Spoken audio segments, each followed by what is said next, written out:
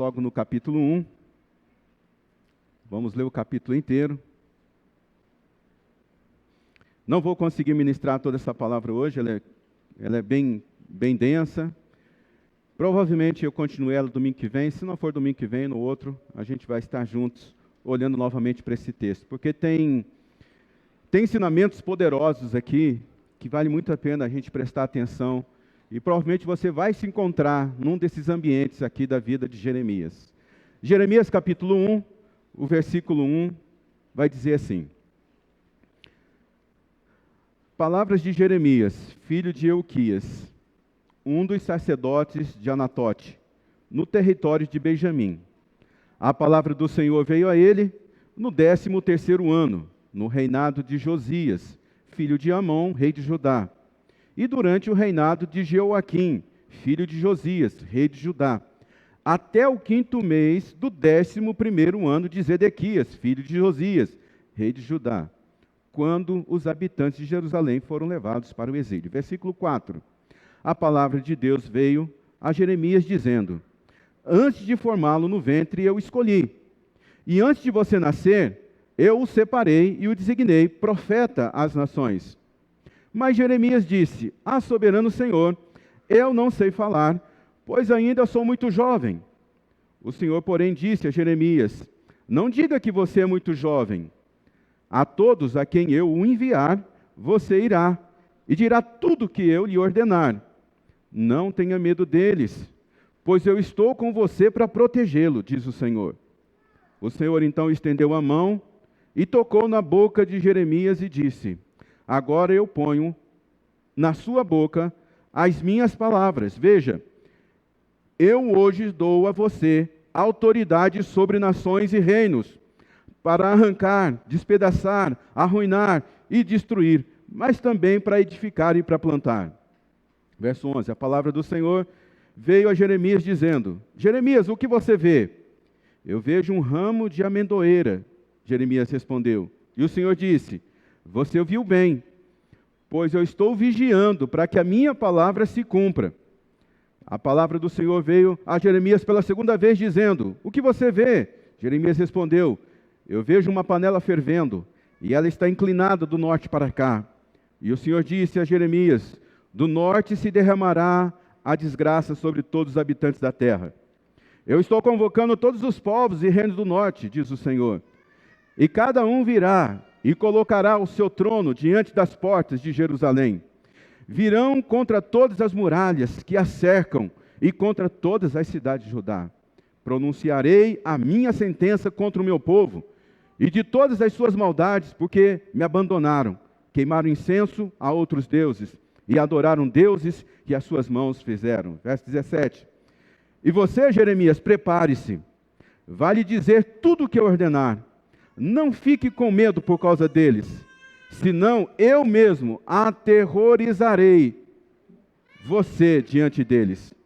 Hoje, Jeremias, eu faço de você uma cidade fortificada, uma coluna de ferro, um muro de bronze, contra toda a terra, contra os reis de Judá, seus oficiais, seus sacerdotes e o povo da terra. Jeremias, eles lutarão contra você, mas não o vencerão, porque eu estou com você, eu o protegerei. Eu estou com você, eu o protegerei. Convido você a orar mais uma vez comigo, dessa vez tendo como objetivo que a palavra de Deus se encontre no nosso coração nessa noite. Pode fechar os seus olhos e diga para Deus falar alguma coisa para você hoje, diga para Deus te dar uma direção, diga para Deus que você precisa muito ouvi-lo nessa noite. Obrigado, Senhor, por este lugar que o Senhor separou nessa cidade, já há mais de 10 anos, para aqui nós te cultuarmos, para que nós nos encontrarmos com a Tua palavra, com o Senhor. Hoje, Deus, pela graça de Jesus Cristo, que nos salvou e nos resgatou, Deus, nós queremos ouvir a Tua palavra, nós queremos, ó Deus, a palavra que sai da Tua boca para com a nossa vida, Senhor. Então nos ensina, Senhor, seja pedagógico conosco, ó Deus, nos fortalece, nos desafie, nos inspire para novas estações, ó Deus. Nos mostra, Deus, onde nós precisamos mudar, onde nós precisamos aperfeiçoar a nossa vida, Senhor. Eu oro assim no nome poderoso de Jesus. Amém, Senhor. O livro do profeta Jeremias é o livro mais pessoal de todos os profetas. Porque o livro de Jeremias não mostra somente as profecias que Deus entregou para eles, mas também revela o coração de Jeremias, revela o estado emocional de Jeremias. Jeremias, a gente percebe isso porque Jeremias escreve o livro dele na primeira pessoa. Então ele diz assim, a palavra veio a mim. Ele está sempre falando da maneira como Deus o tratou. Ele escreve o livro sempre na primeira pessoa. Então, ele está aqui revelando aquilo que está no coração dele. Na verdade, o livro de Jeremias revela a dor de um homem, ao ver o seu país, a sua nação, a cidade que ele amava, caminhando por um precipício, e ele está dizendo, povo, vocês precisam se arrepender, povo, vocês precisam mudar de vida. Mas o povo de Israel não queria dar ouvidos a Deus. O povo de Israel não queria ouvir a voz de Deus. Então, o livro de Jeremias, ele revela a trajetória de alguém que quer ajudar a outra pessoa, mas a outra pessoa não quer ser ajudada. Você já viu você já deve ter vivido esse tipo de ambiente. Você quer ajudar a pessoa, você está falando para a pessoa, olha, se você continuar nessa vida, se você continuar nesse caminho, você vai perecer, vai dar errado. Muda o pensamento, muda a atitude, se arrependa do que você está fazendo e vai viver a vida plena que Deus preparou para você. Jeremias é esse cara, ele está o tempo todo dizendo para a nação, para a cidade de Jerusalém, gente, vocês precisam ouvir a Deus, porque vocês estão caminhando assim para o penhasco, vocês estão caminhando para o abismo, vai tudo dar errado para vocês se vocês continuarem dessa forma. O livro de Jeremias, ele é complexo e ao mesmo tempo ele é inspirador, ele é instigante. Ele é complexo não por causa da mensagem que Jeremias entrega. A mensagem que Jeremias entrega é uma mensagem muito simples. Ele diz assim, arrependa-se Israel, arrependa-se Jerusalém. Jeremias é o maior livro profético da Bíblia. Você tem Isaías, que é o maior livro em termos de capítulos. Jeremias é o maior livro profético. Mas Jeremias, ele tem um pouquinho menos de capítulos, mas os capítulos de Jeremias são mais longos, mais densos. Por isso, o livro de Jeremias é considerado o maior livro profético da Bíblia. Quando se fala que esse livro ele é complexo, então não é complexo por causa da mensagem, é complexo por causa da alma de Jeremias. A personalidade de Jeremias aqui é mostrada. E é interessante isso, porque, assim, todo mundo quer saber o propósito da vida, não é verdade? Hoje a gente fala muito sobre isso. Qual o propósito da minha vida? Por que eu estou aqui? Muita gente sofre com isso. Você precisa saber que o seu propósito, a sua vida, na verdade, não tem um único propósito. Ele tem vários propósitos. A sua vida, ela tem várias saídas. O que você precisa ter em mente é a sua identidade. Quem é você? E quem é você não é o que você faz. Quem é você não são as atividades pelas quais você se ocupa. Quem é você não é sua profissão. Quem é você? Eu sou o Cláudio. Eu gosto muito de mar, eu gosto de praia. Eu gosto de macarrão. Eu gosto da minha esposa, eu gosto da minha família. Então, sua identidade é quem você é. São os seus gostos e seus sentimentos. O seu propósito vai variar dependendo da sua personalidade. E aqui a gente está falando de dupla personalidade ou várias personalidades. Cada momento você desenvolve uma personalidade. Para cada personalidade você tem um propósito, você tem uma razão de existir. Por exemplo, na minha casa, eu sou marido. Então, quando eu me relaciono com a Neise, eu me relaciono na posição da personalidade de marido. Quando eu interajo com as minhas filhas, eu estou interagindo com elas na personalidade de pai. Quando eu estou falando com vocês, eu estou interagindo com vocês na personalidade de pastor. E como pastor, eu tenho o propósito de guiar a vida de vocês para perto de Deus. Então entenda que sua identidade é o ponto de partida. Somos filhos de Deus. Deus colocou sentimentos no nosso coração e colocou, assim, coisas que a gente gosta. Sentimentos e gostos. Isso é quem nós somos, isso é a nossa identidade. Somos filhos de Deus, dotados de vontade, de coisas que a gente gosta. E a gente desenvolve o propósito a partir da personalidade que a gente está em cada momento. Cada momento você desenvolve uma personalidade. Para aquela personalidade você tem um propósito.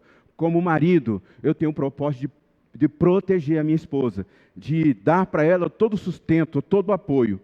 Como pai, eu tenho como propósito, na minha personalidade de pai, de cuidar dos meus filhos, de orientar eles no caminho do Senhor. Como pastor, na minha personalidade de pastor, eu tenho como objetivo, como propósito, conduzir o coração das ovelhas para perto de Deus. E Jeremias aqui, a alma de Jeremias, isto é, a personalidade de Jeremias fica revelada no livro. Por isso que o livro ele é tão estimulante assim. Porque ao mesmo tempo que Jeremias ele é humilde, ele é cheio de autoridade. Aonde ele chega, as pessoas não querem ouvir a palavra que ele está entregando de Deus, mas as pessoas o respeitam pela autoridade que ele carrega de Deus. Jeremias, ele é introvertido, mas ao mesmo tempo ele é corajoso. Ao mesmo tempo que você tem, por exemplo, o Lamentações de Jeremias.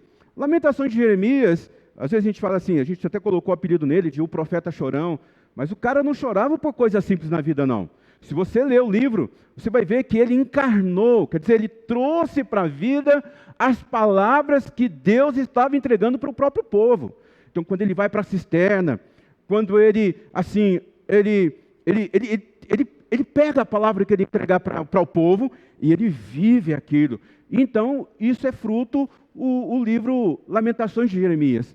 Ele é introvertido, ele reclama com Deus, ele esbraveja com Deus, ele diz assim, não é possível que o Senhor colocou um chamado desse tão grande na minha vida, de maneira que ninguém quer me ouvir. Se você olhar a história aqui, ninguém se converteu com a pregação de Jeremias, a não ser o ajudante dele. E é duro, né? Que se o ajudante não se converter, como é que o negócio ia ficar, né? Mas o único caso aqui na história de Jeremias que se converteu foi o ajudante dele. Porque ele levava uma palavra dura que as pessoas não queriam ouvir, mas ele era introvertido, mas ao mesmo tempo ele era corajoso. Ele era sensível, mas ao mesmo tempo inflexível. Ele falava para o povo de Israel, vocês estão caminhando para o abismo, presta atenção, vocês vão cair. E ele era misericordioso porque, assim, ele tinha pena, ele tinha dó, ele colocava o coração dele na dor do povo, mesmo o povo caminhando para o abismo. Ele era sofisticado, ele compreendia de geopolítica, ele sabia quais eram os povos que estavam ali em torno dele, como aquilo estava acontecendo. Ele compreendia a teologia do tempo, ele compreendia a teologia da vontade de Deus, mas ao mesmo tempo a mensagem dele era simples: arrependam-se. Por isso o livro de Jeremias, tanto o livro quanto Lamentações de Jeremias, é um livro que a gente precisa ler. Eu quero desafiar você essa semana a ler esse livro. Você vai se encontrar nele, tenho certeza disso. Ele deve ser lido e compreendido por todos nós, porque certamente nós nos encontramos nele. E aqui, na vivência dele, de entregar a palavra de Deus para o povo, a experiência que ele tinha com Deus, nós conseguimos tirar muitos princípios para a nossa vida aqui. Eu consegui separar 8. Eu não vou conseguir entregar os 8 hoje. Aquilo que eu consegui entregar, Deus usa a palavra dele para nos direcionar. Senão, semana que vem, a gente continua.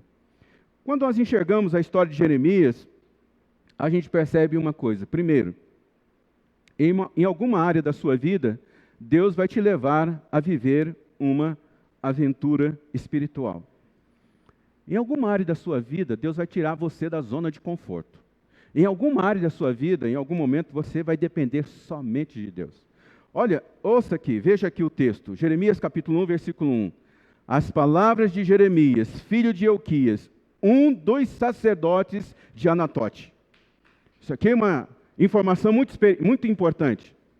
Quando você chega no versículo 4, a palavra diz: a palavra de Deus veio a Jeremias dizendo: antes de formá-lo no ventre eu o escolhi, e antes de você nascer eu o separei e o designei profeta às nações.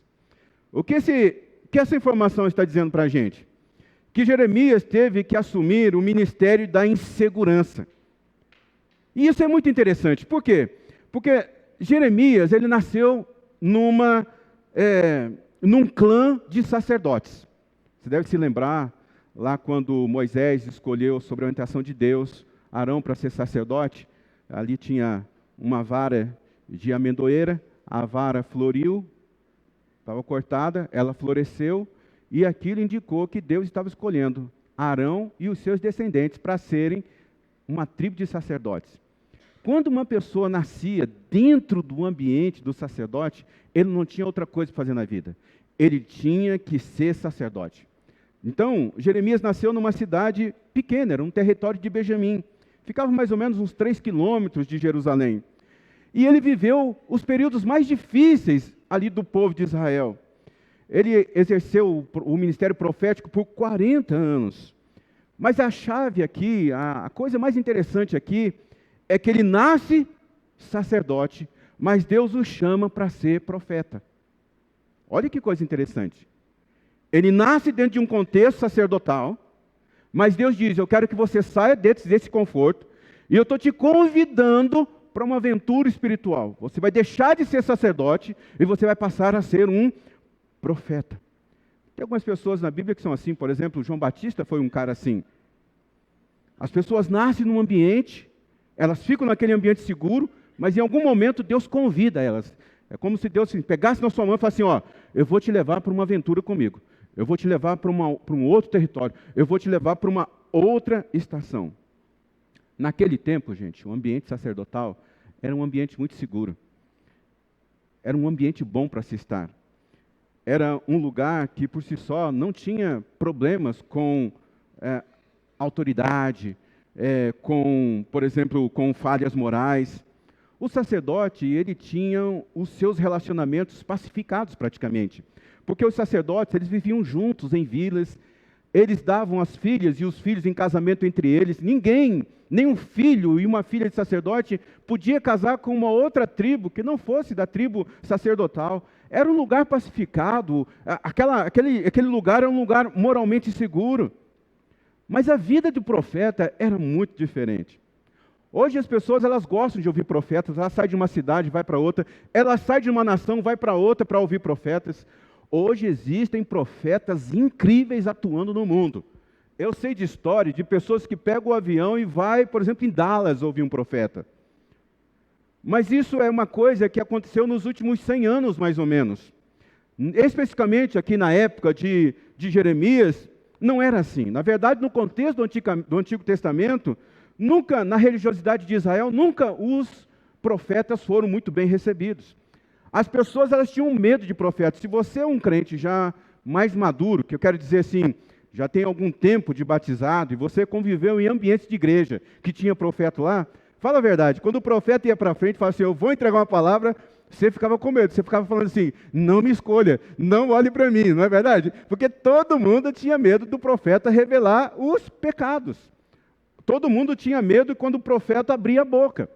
Por isso que Jesus fala para Jerusalém, Jerusalém, Jerusalém, que mata os profetas.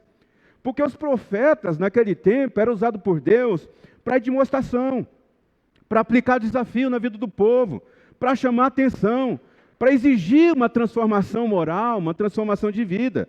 Os profetas, naquele tempo, eram a vara de Deus no lombo do povo de Deus. Naquele tempo, os profetas, ele era o dedo enrustido de Deus contra o povo. Ó, você pecou, você errou e você vai ter o castigo por isso. Você deve se lembrar, por exemplo, de Natã, que foi até o rei Davi e falou assim, ó Davi, você tinha tudo isso aqui de ovelha e você escolheu a ovelha que era do seu amigo.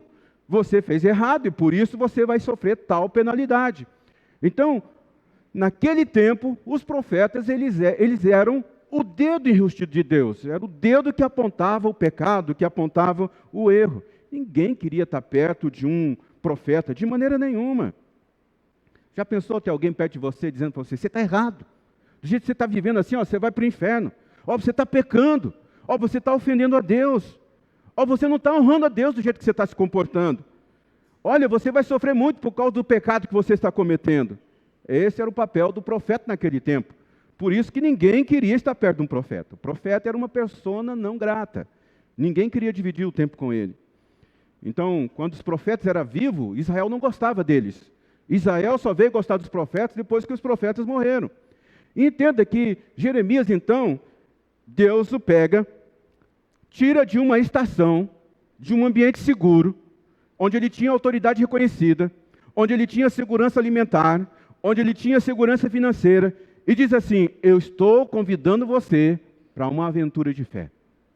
Eu estou convidando você para tirar você dessa estação e colocar você na nova estação. Você nasceu para ser sacerdote, mas eu escolhi você para ser profeta.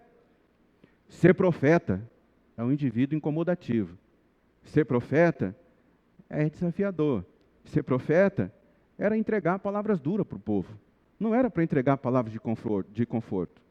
Naquela época, os sacerdotes eles eram celebridades. Os sacerdotes, eles ouviam o povo e chegavam e falavam para Deus: Deus, o povo está se sentindo desse jeito. Você lembra de Moisés? O povo estava ali no deserto, reclamava, tal, então Moisés ouvia a reclamação do povo e depois corria para Deus e falava assim: Deus, ó, o povo está sem água. Deus, ó, o povo está sem carne, eles querem carne. Se há uma coisa que dói no nosso coração hoje, coração de pai, coração de amigo, coração de irmão, quando alguém diz para a gente assim: você falou que ia fazer por mim e você não fez. Isso dói demais no coração da gente. É como um filho que diz: pai, você falou que você ia me dar aquele presente, e você não me deu. Pai, você disse que você ia me levar, e você não me levou. Imagina o coração de Moisés, ouvindo a reclamação do povo, dizendo que o povo ia ser uma pessoa liberta, ia para a terra prometida. Agora eles estão no deserto com fome, com sede, reclamando. Moisés ouve e vai entregar a mensagem para Deus. No contexto do sacerdote era isso, né? O sacerdote, ele olhava para o pecado do povo, queimava um incenso para que Deus pudesse perdoar. O profeta já não é assim. O profeta ouve Deus e vem dizer para o povo a queixa de Deus. O profeta ouve Deus e vem entregar para o povo a reclamação de Deus. Então, o trabalho de profeta não era um negócio muito fácil. O profeta era aquele que levava as dores de Deus para o povo. O sacerdote era aquele que levava as dores do povo para Deus. Os profetas não tinham segurança financeira. Os profetas não tinham segurança alimentar. Os profetas não tinham segurança habitacional. Os sacerdotes moravam nas tribos de sacerdote, mas os profetas moravam no ermo. Os sacerdotes comiam da gordura do sacrifício do templo, mas o profeta se alimentava de gafanhoto, de mel silvestre. O sacerdote, eles tinham a vila própria. Já os profetas não, eles tinham que viver nos ermos. Agora veja, quem sabe esse é o tempo que você está vivendo, mais ou menos como Jeremias viveu. É um tempo de estabilidade, porque Deus está mudando a sua estação. Aliás, o tema dessa palavra é: a estação profética da sua vida mudou. A estação profética da sua vida mudou. Quem sabe você é como um Jeremias hoje. Você está vivendo um tempo de estabilidade. Você estava num lugar confortável, você estava num lugar seguro, você estava num lugar que você tinha autoridade, você estava num lugar que tinha segurança financeira, segurança alimentar, autoridade reconhecida. Mas agora Deus convida você: eu quero que você deixe de ser sacerdote e você venha ser profeta. Eu quero que você saia desse lugar e venha para esse lugar. Eu quero que você venha comigo numa aventura espiritual. E tem época da nossa vida que é assim: quando Deus começa a transicionar a gente de uma estação para uma nova estação, a gente se inadequado, parece que a gente não se encaixa mais naquele lugar. Quando Deus está querendo transicionar a gente de estação, sabe, parece assim que a gente está num ambiente e aquele ambiente não está mais satisfeito com a gente. É quando Deus está começando a dar indicação para você: olha, eu quero mudar a estação profética na sua vida. Eu quero mudar você de lugar. E é um ímpeto que nasce no nosso coração. A gente nem sabe por que essas coisas acontecem. De repente você vê, você está lá no novo lugar. De repente você vê e você está nessa nova estação e você diz assim: nossa, nem sei como é que eu cheguei aqui.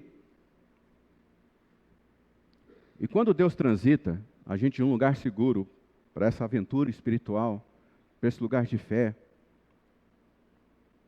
a gente começa a negociar com Deus. Sabe, se Deus colocou algo no seu coração, um sonho que Ele te deu, uma visão para você seguir,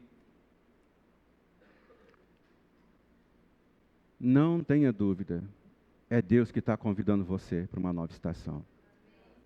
Não tenha dúvida. É como a missão que Jesus deu para os discípulos. Jesus falou assim: olha, eu estou enviando vocês como cordeiros no meio de lobos. Mas eu não quero que vocês levem nem bolsa, nem saco de viagem, nem sandálias. Você sabe o que é isso? É andar sem segurança habitacional, segurança alimentar. E é interessante que quando os discípulos voltam, a primeira coisa que Jesus pergunta para eles é: faltou alguma coisa? E eles disseram: nada. Nada. Não faltou nada. Porque quando Deus te tira de um ambiente seguro e te leva para um ambiente estável, quando Deus transita você de uma estação antiga para uma estação nova, e você aceita esse desafio com Ele, Ele está querendo dizer para você: ó, eu vou ser o seu sustentador, eu vou ser aquele que vou te, assim, guardar, te proteger. A única coisa que eu quero é que você me ouça. Não tem dúvida, irmãos, em alguma área da sua vida, Deus vai te convidar para uma aventura espiritual com Ele. É aquele lugar em que você só vai depender da graça dEle. É aquele lugar em que você só vai depender da misericórdia dEle. É aquele lugar em que você vai depender apenas da provisão dEle. Todos nós, se isso não estiver acontecendo agora com a sua vida, em algum momento da sua vida, Deus vai transitar você de uma estação antiga para uma estação nova. Deus vai fazer um convite para você, de você confiar plenamente nele. Não tenha medo de ir, porque é nesse momento que a gente cresce. Não tenha medo de ir, porque é nesse momento que a gente avança. Não tenha medo de ir, porque é nesse momento que a gente entende que nosso Deus é o Jeová Jireh, aquele que é provedor. É nesse momento que a gente entende que Deus é o amigo de todas as horas. É nesse momento que a gente entende, é como aquela música canta, né? Que Deus faz o leão jejuar. Sabe? Já ouviu essa música? Não sei, eu estava numa igreja esses dias, eu vi cantando lá, falei assim: nossa, que coisa interessante, Deus faz leão jejuar. Deus faz você transitar no meio da fornalha e nem sair com cheiro de churrasco. Deus te mantém seguro. Deus te mantém seguro. Talvez você seja essa pessoa hoje, que Deus está transitando você de um lugar seguro para um lugar não tão seguro assim. E o que Deus está querendo que você diga é: eis-me aqui, envia a mim.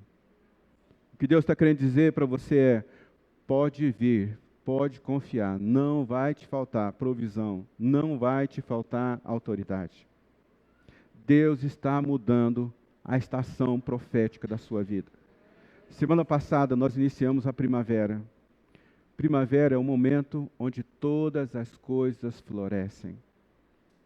Irmãos, todos nós temos medo. Todos nós temos medo. E o medo, ele tem duas fontes, o medo.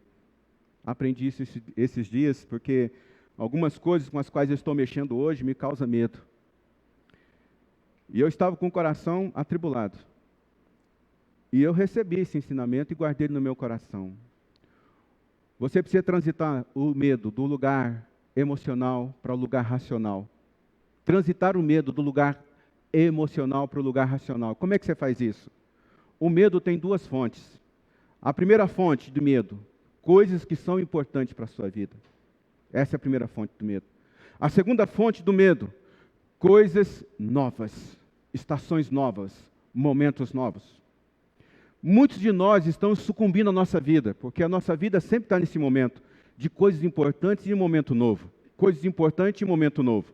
E a gente fica com medo disso. E qual é o nosso momento? De se esconder, de ficar desesperado, de achar que vai morrer. Minha mãe faleceu esses dias, e eu falei para mim mesmo: Cláudio, não fica nesse lugar de lamento não, cara.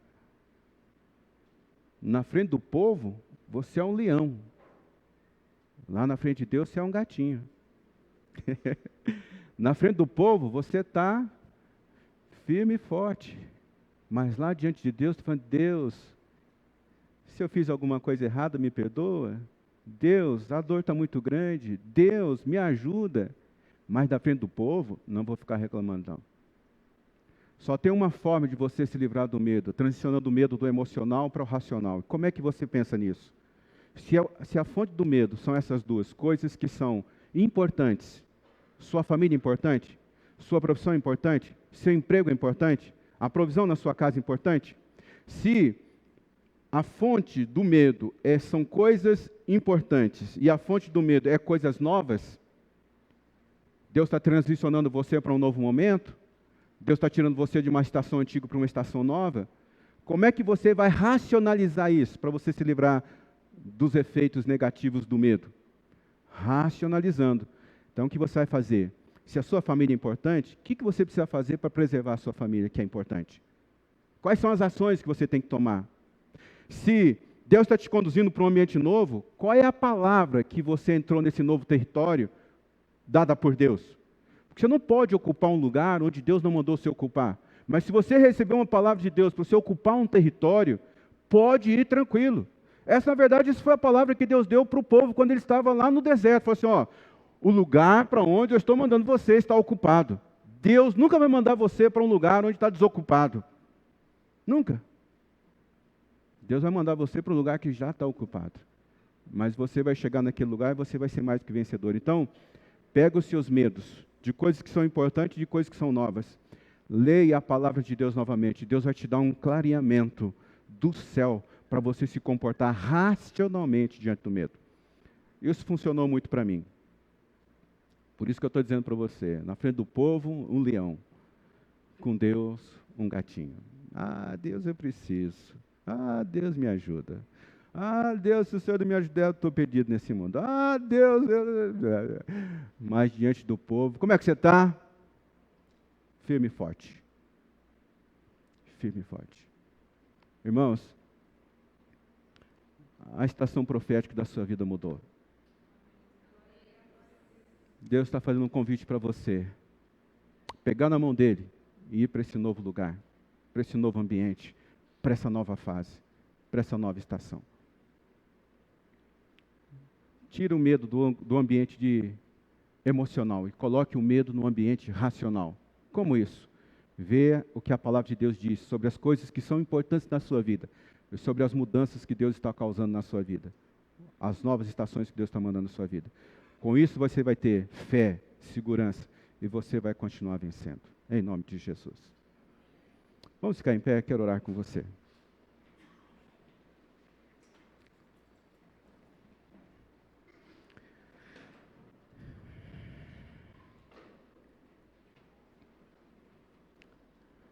Eu tenho um apontamento de Deus nessa noite. Eu vou orar por todos vocês. Mas eu preciso orar para pessoas nessa noite que sentem que estão num ambiente de transição. Eu preciso orar por você nessa noite que sente que Deus está te convidando para uma aventura espiritual, para uma nova estação. E é lógico, você está com medo, você está inseguro. Eu quero orar por pessoas que já assim sentem que aquele lugar já não cabe mais ela. Que aquele lugar já não, parece que não pertence mais para ela. E ela está com esse incômodo no coração. Ela é um convite de Deus para você. Eu quero orar por pessoas assim nessa noite. Pessoas que acham que fazendo uma leitura própria da vida, entendem que Deus está convidando para uma nova estação. E se você é essa pessoa que entende que Deus está te convidando para uma nova estação, eu quero convidar você a vir à frente. Eu quero orar especificamente por você nessa noite. Vou orar por todos, mas a gente precisa tanto desse passo de fé, de segurança, de saber que se nós estamos transicionando, se nós estamos entrando numa aventura de fé com Deus, a gente precisa de pelo menos um toque de Deus, um sopro de Deus sobre a nossa vida, para a gente acalmar o nosso coração, para a gente saber que as coisas que a gente está pensando, as coisas que passam pelo nosso coração não é apenas um achismo nosso, não é apenas um desejo egoísta do nosso coração, é Deus transicionando a nossa vida. Olha, irmão, esse passo que você deu de sair do seu lugar e vir aqui à frente, está assim sinalizando para o mundo espiritual que você está entendendo a proposta de Deus para você nessa temporada, nessa estação. E não tenha dúvida de que esse passo que você deu de sair do seu lugar e vir aqui à frente, por entender que provavelmente sua vida está num momento de transição de estação, os céus vai se mover sobre você nesse momento. Os céus vai providenciar os recursos, as pessoas, os meios para poder fazer você chegar lá, nesse novo lugar. O medo, ele é natural por causa dessas duas coisas que eu te falei. Aquilo que é importante na sua vida e aquilo que é novo na sua vida. Mas hoje, se apegue à palavra de Deus. Leia a Bíblia essa semana. Leia Jeremias essa semana. Deus disse para Jeremias: Jeremias, você nasceu sacerdote, mas antes de você nascer, antes de você ser gerado, eu te escolhi para ser profeta para as nações. E talvez seja isso que você tem que ouvir hoje de Deus. Você está nesse ambiente, mas eu preparei você para você ser um profeta para as nações. Não é um vilarejo, não é uma cidade, é uma nação, são nações. Você não está sozinho, Deus está com você. Deus está pegando na sua mão, conduzindo você para essa nova estação. Quando você olhar para trás, você nem vai se lembrar de toda a aflição que você teve, todo o medo que você teve. Você apenas vai comemorar aquilo que Deus fez por você e através de você. Hoje, Deus, nós abrimos a nossa boca para te agradecer pela tua palavra. Ó Deus, ela me encontrou, Deus, ela me achou, Deus, ela me fortaleceu, Pai. Ela transformou o meu ser por dentro. E eu acredito que é isso que está acontecendo na vida do teu povo nessa noite. Eles foram encontrados na tua palavra. E eles sairão daqui, ó Deus, fortalecidos, ó Deus. Eles sairão daqui, ó Deus, cheios de coragem, Pai. Porque eles sabem que as coisas que eles estão pensando, as coisas que eles estão planejando, não é um pensamento, uma escolha egoísta. É o Senhor que está conduzindo, Pai. Nessa noite, Deus, toque nessas vidas que estão aqui, Pai. Espírito Santo de Deus, faz alguma coisa elas sentirem, para elas terem segurança de que é o Senhor que está conduzindo a vida delas agora, que é o Senhor que está fazendo esse convite de fé. E as abençoe, porque elas são mais do que vencedores neste mundo, porque elas te amam, Pai. Sela essa palavra no nosso coração nessa noite e nos faça viver a nova estação da primavera de Deus. A primavera de Deus chegou na sua vida. O tempo de florescer chegou na sua vida. O tempo das flores, o tempo de uma nova fragrância. Logo chegarão os frutos do seu passo de fé, da sua decisão de fé. Logo chegarão os frutos da sua confiança em Deus. Pois nós oramos nessa noite, no nome poderoso de Jesus. Amém, amém. Eu te abençoo nessa noite.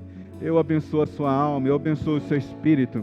Eu abençoo o seu coração com esperança. Eu abençoo a sua alma com alegria. Em nome de Jesus. Amém, amém. Deus dê a você uma semana maravilhosa. E no próximo domingo nós estaremos juntos, cultuando o nosso Deus. Em nome de Jesus. Deus te abençoe. Vamos cumprimentar você na recepção da nossa igreja.